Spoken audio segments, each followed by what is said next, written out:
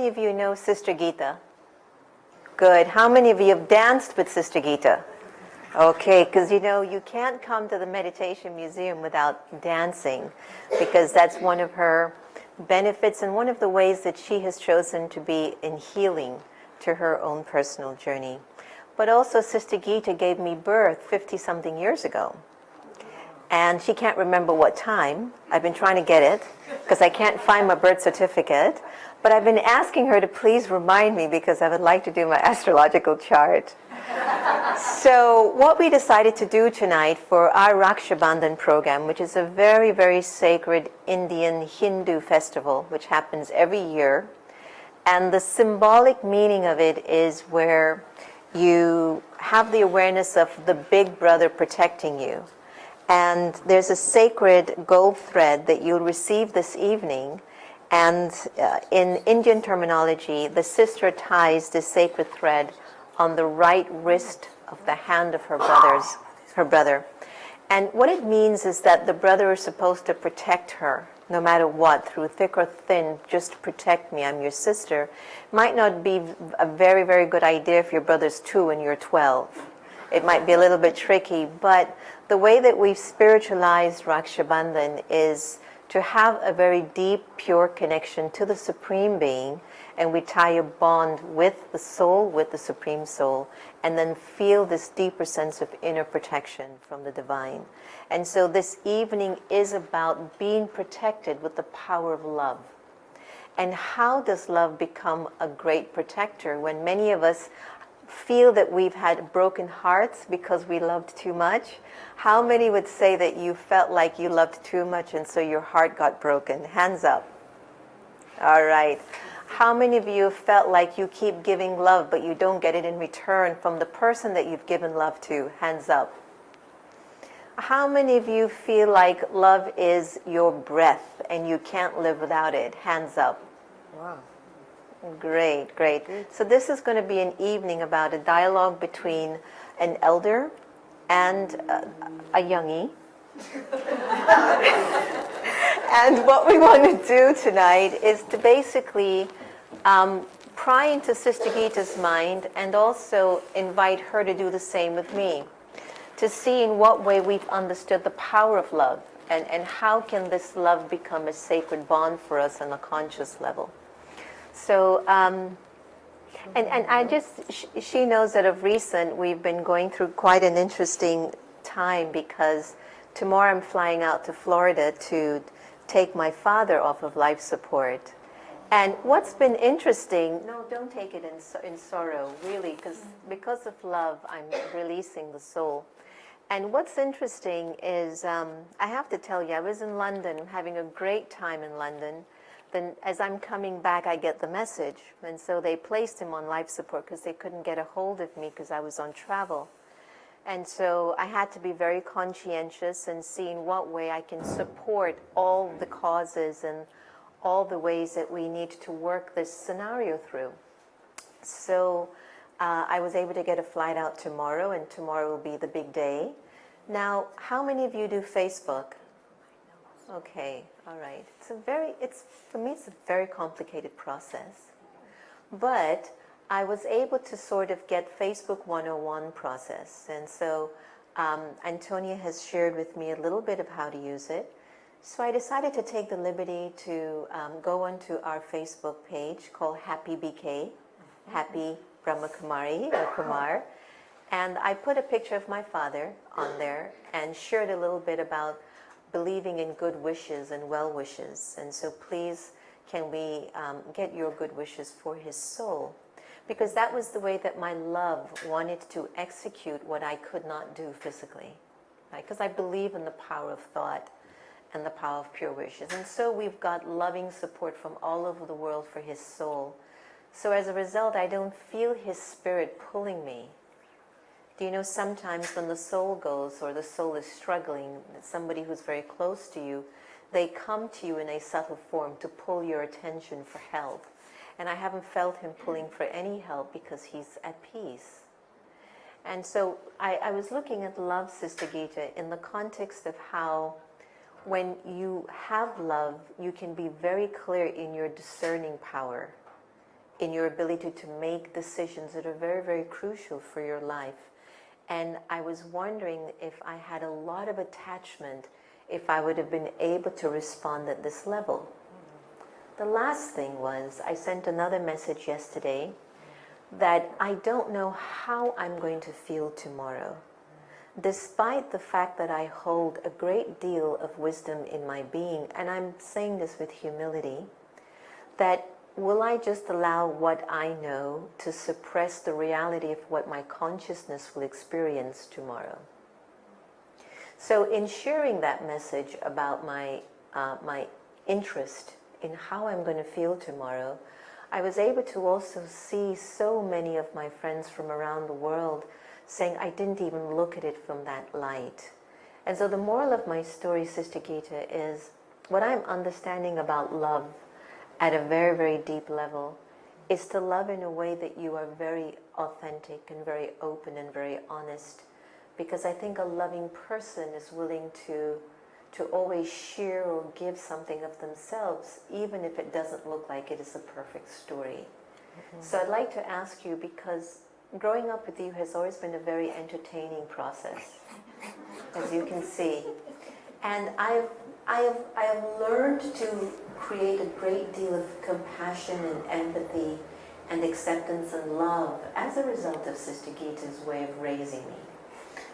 Despite her decisions that I've watched over the years, there was one decision that she was very clear on: to protect her child. And the irony to her story in what I witnessed is how there might have been many decisions that perhaps there could have been another way of deciding it, but when it came on to her child was protected, was not abused, was not hurt, or was not abandoned. And so with that said, I'd like to ask you, what is it in you that seems to have this innate natural love that comes through your system, even though growing up as a child you were orphaned and never knew what it felt like to have the love of a parent? I'm working on it. Okay, let's see. Okay, Om Shanti is a greeting of love and happy Raksha Bandhan. You're going to be tying the band of protection that will protect you through many things. So the question. Yes, I'm getting to the question. No, because I did that part already. Yeah, I speak what's on my mind. Okay. So when this soul took birth, there was a drastic change in my life in terms of the aura that came when she took birth. I became very happy. I attracted a different caliber of people, and she just spread love all over the place. My company, my friends would come for a party, and she would just come and sit there with a pen and draw and show everyone she was love. I had a misconception about love. But when she took birth, I understood, oh, love is like this. It's gentle, it's helpful, it's like this, it's like that. It's, connecting with people, you don't even need to know them, but you love them. She demonstrated that.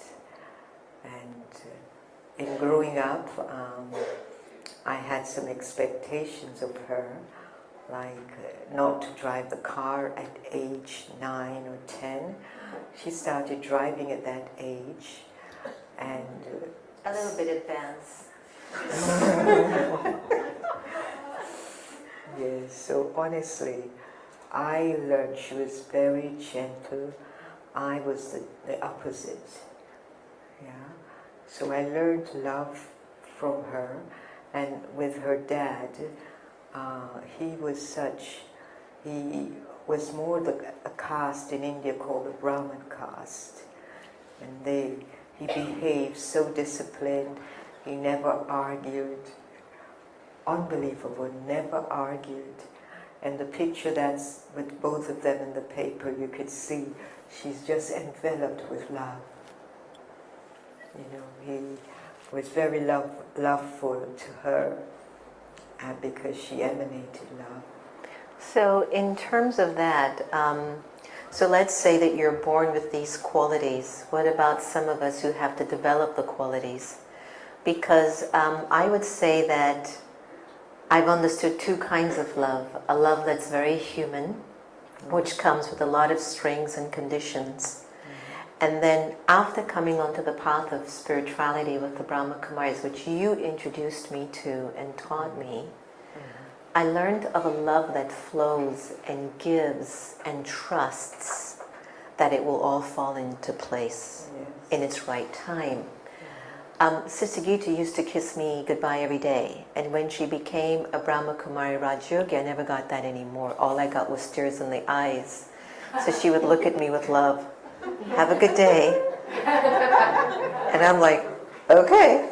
I don't know what you're doing. Okay. But what was very clear was where Sister Gita was sharing that I was very gentle, I saw a person who was very displaced in life and had connected to a source called God, and we call Baba, and something in that connection just placed her in a place that was true, and she started to seem a lot more secure than I'd ever seen her growing up. And so what was that first initial experience for you when you came across this energy of light or the Brahma Kumari's path? Oh, my goodness. I cannot word it. When the first experience I had, it was through the eyes of this senior sister called Daddy Janki. And when I walked into the hall, I said, what can this runt of a woman teach me? So, excuse me, Daddy, I hope you're not hearing. But when I went up to take Toli, which is a sweet made in remembrance of God, our eyes met. And the love that came through those eyes, my soliloquy was, if God had eyes and was looking at me, this is the love I would feel. And I was touched. That was the first time I felt love. And then it continued in meditation, being connected with the source of all goodness, this divine light. And the love was so profound, unbelievable. Then going to the headquarters, Madhuban, there were people that I've never known in this birth. And yet the love that came from them, unbelievable. So my taking birth with, in this organization, spiritual birth actually, I was taught how to love in a proper way. Because when it came on to men, love was so different. It was misunderstood. It was more attachment. It was a misunderstanding. Yeah? Yeah. Now, I know I can love brothers deep from my heart without any expectation or desire. No desires. So I have another question for you. Action. What steps were you taking to be able to have received that love? Do you remember you being in a particular mental place or having a kind of inner dialogue that was giving you the capability of receiving love? Because some of us can receive love, but some of us have also become addicted to upside down love, which is the one that has a lot of drama in it and a lot of roller coaster and a lot of insecure feelings. So was there something that you were doing that was helping you to receive a love that was so pure and powerful? I got to a point in my life when I actually said, when I find you, I will surrender everything to you. And when you found you, Yes, that is supreme when I found, because I never thought I had God. I never thought. God was lied about to me for so many years. He took your mother, he broke up this relationship, he did this, he did that. So my feeling of God was not pretty. And when I really got to that stage, this lovely one decided to be on her own. So she bought her own house, and that's when my search started for God. And seek and you shall find. They say, I think it's Rumi, they say that when the student is ready, the teacher will appear. Is that how it goes? So in essence, and I would like to throw this out to all of you because we're all on a journey together. And I would say for maybe the last 20 years or so, it's become clear to me that I will not choose to play the role of a sage on the stage. I don't learn that way. I learn when we are engaged in our stories together. And some of us are the big sisters or the big brothers, and that's definitely acknowledged through our behavior and wisdom. But when you look at the word love, has love been a protection for you in this lifetime? Yes. And if anyone would like to share, you're most welcome to. I think for me, it was my grandmother. Raksha. It was just how she made me feel when I was around her, and the comfort I got from her, no matter what was going on. She just The was comfort. just there, and she's a very spiritual woman. Right, right. She's not here now, but she just always made me feel no matter what, I would be okay. Should be fine, And right? I'd be fine. So when we look at the word love, how is it defined? Because, when Sister Gita was orphaned and she lost her mother at 5 in a train accident, they were left at home for, 2 weeks or 3 weeks? And nobody knew where to find them or what was going on with the kids. And it wasn't until social service came and found them that they even realized, or I guess her having to go and identify her mother's corpse. It's a lot of trauma at a very, very young age.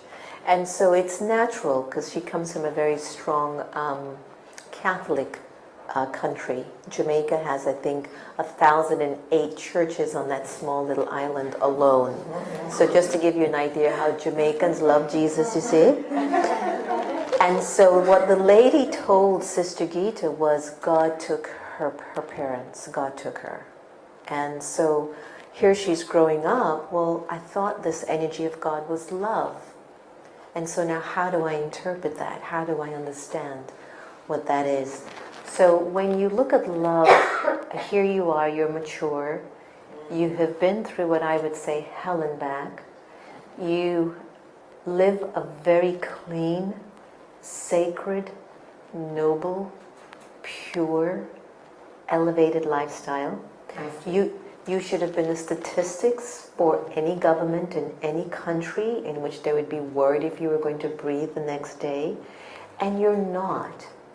So there must have been something that has been moving you, and so could you help us to learn about this love for God must have been in you, period, whether you accepted what the elders told you or not. Tell us what is God's love like, and tell us what is your definition of love. That experience I had, and the first experience I had of God was God as my beloved. And the feeling that came was having me on a pedestal and remembering me 24/7, was available 24/7. But the feelings that came, the vibrations and the feeling, who can put that into words? So love is acceptance no matter what I have done or haven't done. This being accepted me totally, as though nothing, I had done nothing, as though I wasn't angry with him for many years, because of the lies I was told. Just total acceptance and warmth and elevating you at the time. When you connect with that being, he elevates you and surrounds you with so much love, acceptance and beauty. I can never forget those it's for that reason why I'm still here. That experience. So love is wishing the best for the one you love. Wanting the best for the one you love. Not seeing even the weaknesses. Honestly, not seeing the weaknesses of the one you love. They're there, I'm sure, but you don't zero in on it. You don't change because of whatever might be there that you don't see. So that is love. Cooperating with the one you love. Cooperating. Helping the one you love with their vision. As long as you don't forget your own vision. Yeah. That's something like, yes. Helping the one you love to fulfill their vision. And of course, the good wishes and lightness. Try not to burden the one. If I have a very, very whatever situation, I try my best not to say to her, I say it to God, because I know He just sees things and does what He has to do. He doesn't hold on to it. This is what makes Him so light. He doesn't take sorrow from anything. He's the remover of sorrow and the bestower of happiness. So I talk to Him about many things, no secrets. Right.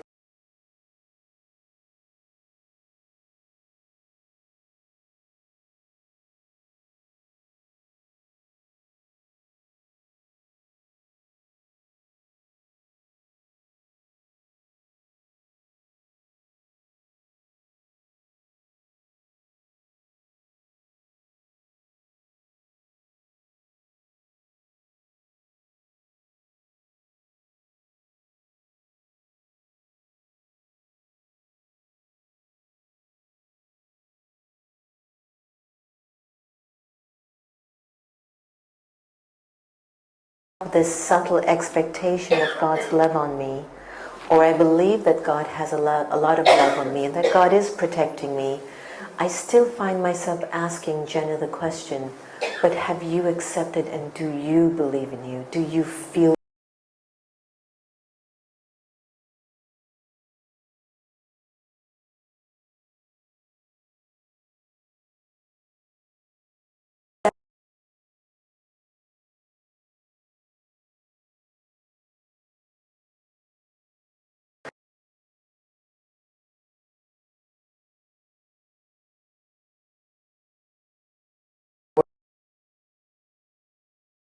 nobody dances as good as me?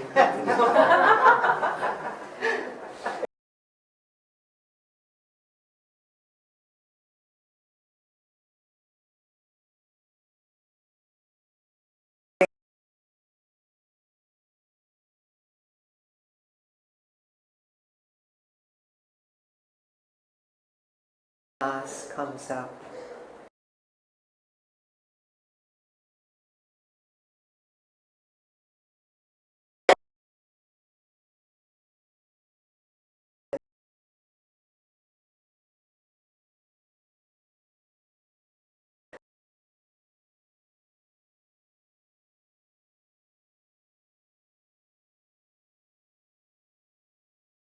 I don't want to be judgmental of anyone, because there's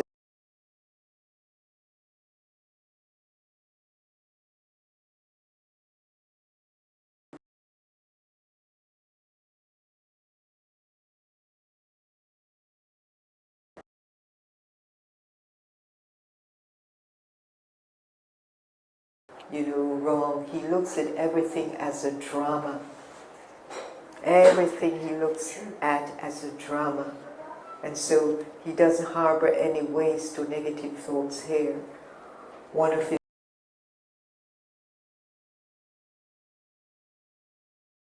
happens, one of the most helpful child is deceptive drama.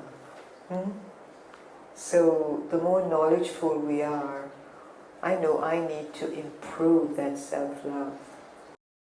When I'm dancing, I feel it, but not all the time. But when I go into dancing, I feel I love myself. And why does that seem to heal your spirit so much? What is it that's happening at a conscious level for you that triggers, now I love me as I am? Are you able to recognize that? I dance with God. People might look at me, they think about me dancing Drake, and they don't know, I don't hear the words of Drake. I attribute that to We're God. good that you don't hear Drake's words. Yeah. And only the beat. So anyone would feel thus elated dancing with the Supreme, and it's a presence. So I feel no shyness, nothing. I just dance. And I have to tell you, one year we were at our retreat center in Peace Village. It's at the Catskills, a must visit, by the way. It's Peace Village Learning and Retreat Center in Haines Falls, New York, just 6.5 hours car ride. And it's the ring of the clock, 5 minutes before midnight. And Sister Gita gets up, man, and she starts to do limbo and Jamaica, and I'm sitting there, Miss Royal, dignified, conservative, like, okay. And then everyone comes up to me and says, don't you have any of those jeans? I go, I don't think so, I think it missed me. And so where my joy and pleasure comes from sharing with you, the gifts that I've received, Sister Gita shares the gifts and what moves in her spirit. So we all have a way in which we will be able to share who we are and what we are in our particular way. What I'd like to do is ask you to join me in a little workshop exercise. And I did this on Sunday, and it was extremely impactful. And I would like to repeat it to all of you. And firstly, what I think love is like a candlelight. If you put a candlelight in a mansion or a palace, or if you put it in a one-bedroom shack, it'll still give the same light. And so I think love is this. To be this kind of person that vibrates the same. That whether I resonate with the person's language or color or gender choice or religion or the way that they behave, can I just come from a place of an ignited light that will just radiate the same? Whether you're the President of the United States or a homeless person on the street, can I be in that place of the same kind of love that doesn't make differences or creates differences?